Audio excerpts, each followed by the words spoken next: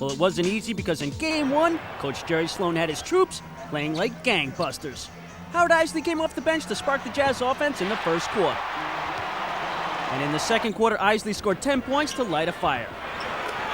And his bench buddies, including Big Dog, pitched in. Big Dog working his way down low. Three-pointer. Chris Morris. Utah built a lead that was out of sight, and LA's defense was showing very little fight, especially against Isley. Why not? Somebody guard him. The Jazz let up a little, and that's when the Lakers went on a mini run. Fox with the outlet to Ori. Hornacek couldn't break it up, and Ori with some fancy dribbling works himself free for the layup. And the Lakers making a little bit of a run. In the third quarter, Utah's starting players put their act into high gear and got some good results. The game was looking kind of rough for LA. Russell the block. Foster in transition. Nobody picked up the trailer except John Stockton. The Lakers were trailing by 26 points in the fourth quarter because of missed plays like this one by Rick Fox. And when all of Utah's players are sharing the ball, they can be lethal. The Jazz are doing a great job on the offensive end. They're driving the ball to the middle, and then they're kicking it out to spot-up shooters like Antoine Carr. The Jazz didn't need him to win, but they were glad they had Antoine Carr to pummel the Lakers. Game 1 goes to the Jazz. Game 2 got off to a different start. Shaq was more focused and wanted to make up for that loss. He was on a mission. Inside of Shaq, underneath, double pump, slam dunk. The Jazz caused bad shots with their D and then scored big points on their stock options. Stock down the court, right side angle. To Foster, go to the hoop, lay it up in the air. Stock knocks it away, Stockton's got it. Stockton on the run, left side of the what a pass. Kobe Bryant came off the Lakers bench to give a flashy show. It was the kind of stuff that is worth plenty of style points. Ride 'em, cowboy! Kobe Bryant! What a play! LA had the lead, but the Jazz were coming on strong. John Stockton scored 22 points on the night. And Stockton left to right, pull out. Double pump, leap and lean, underhand scoop. What a shot, John Stockton! In the second half, LA kept going to the Shaq man, and he did not disappoint. He scored 31 points to keep the Lakers in front. And Steady Eddie Jones had a big game. He scored 19 points, but the Jazz weren't done. Cross court to Chris Morris. Chris fake left, trying to go right, spin. Leap and lean, shot high on the glass. Good! The Jazz take the lead! Utah cranked up the defense and went for the hammer blow in the fourth quarter. Out left to Brian Russell. Brian down the right side, bounces low to Shannon. He's got it. Oh, score it. Great pass by Russell. 10-4 run for the Jazz. The mailman raises. Off balance shot. Go! Antoine Carr put the finishing touches on a Game 2 win, and that left Nick Van Exel searching for some answers on how to beat the Jazz machine.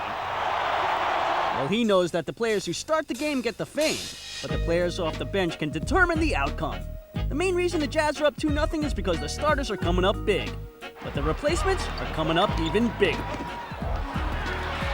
The Jazz like to use their bench to change the style and tempo of their attack. When their starters are in the game, the pace tends to be more under control. On this play, John Stockton applies a steady incision that slices open the D. And when a starter is joined by a bench player, the Jazz can maintain the same pace. This time, Stockton finds Antoine Carr. But the bonus is, when the bench are at their best, they add some energy to the game. Utah can hit you with a Chris Morris three-pointer, or they can grab a big rebound and open up the throttle on the fast break. This time, Shannon Anderson is open for the layup. So far, the Jazz bench have outscored the Lakers 70-52, and those are the numbers that spell trouble for LA. The Lakers are also loaded with quality subs. They're a quick striking but raw bunch that can be awesome at times. When Big Shaq Daddy hasn't been able to score, it's been the bench that gave the Lakers some much-needed scoring punch. But there is a serious downside to the Lakers' young bench. It's immaturity. Kobe Bryant can score points, but his wildness can lead to some bad shots. That's not what LA likes to see. If the Jazz bench continues to play like a together unit, this series could be over fast. The only way the Lakers can get back at all is if their bench can approach the game with the same mature attitude that Utah has displayed. Rebound, Shannon Anderson. Score the bucket. Unbelievable.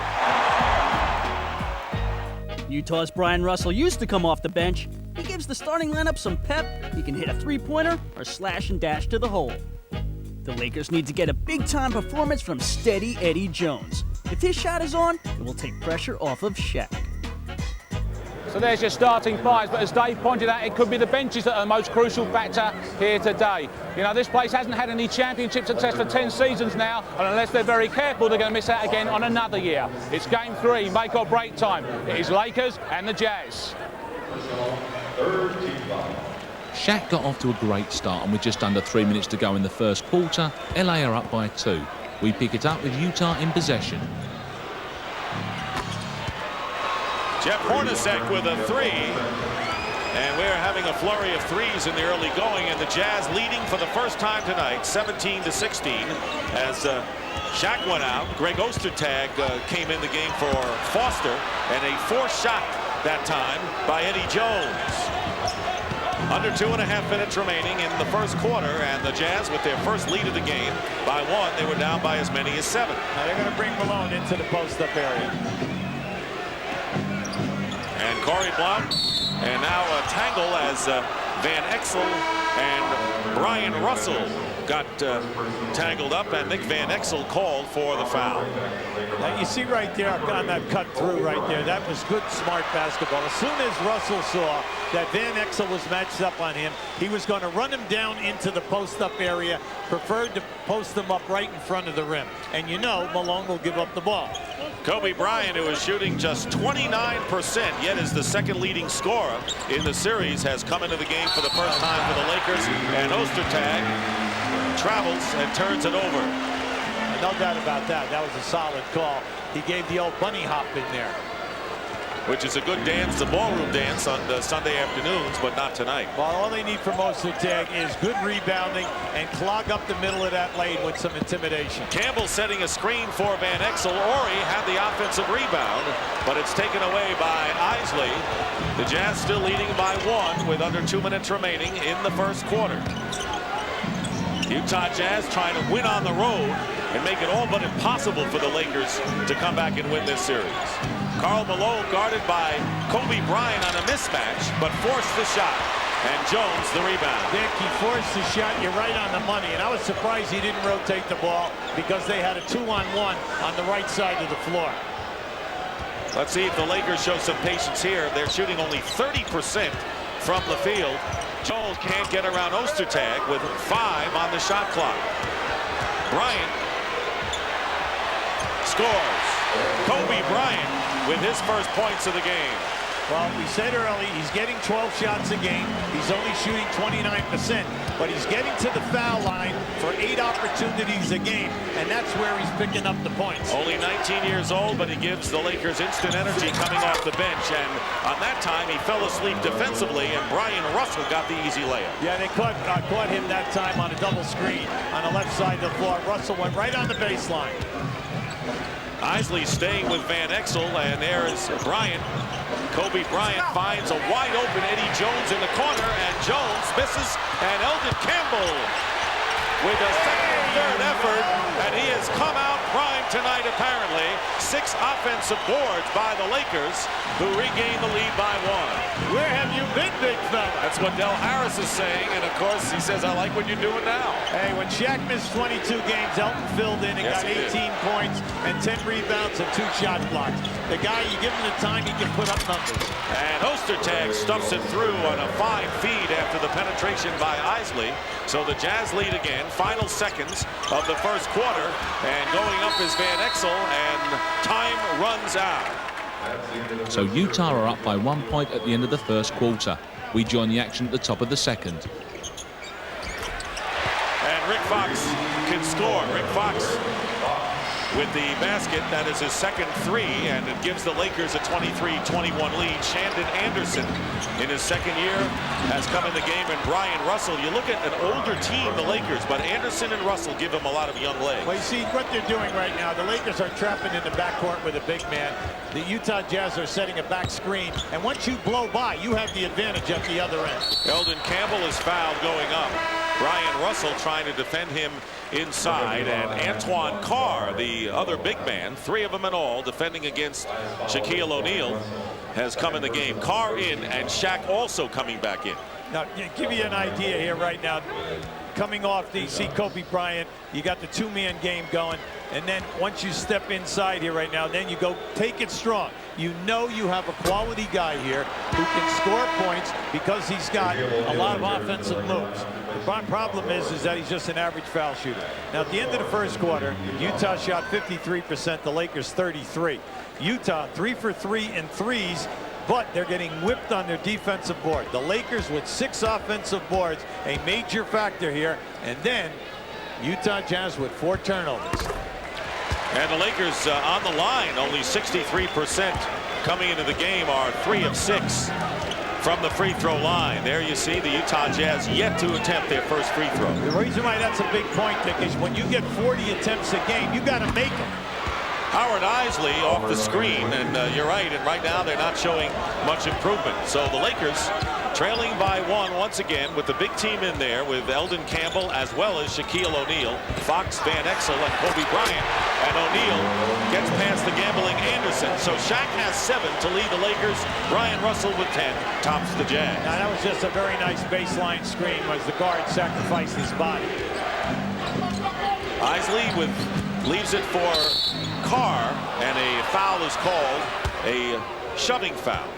Now, the last 2 possessions, the Utah Jazz ran a screen and roll, and as they came off the screen into the middle of the floor, Isley, the defender, never came up. Isley shoots the J in your face.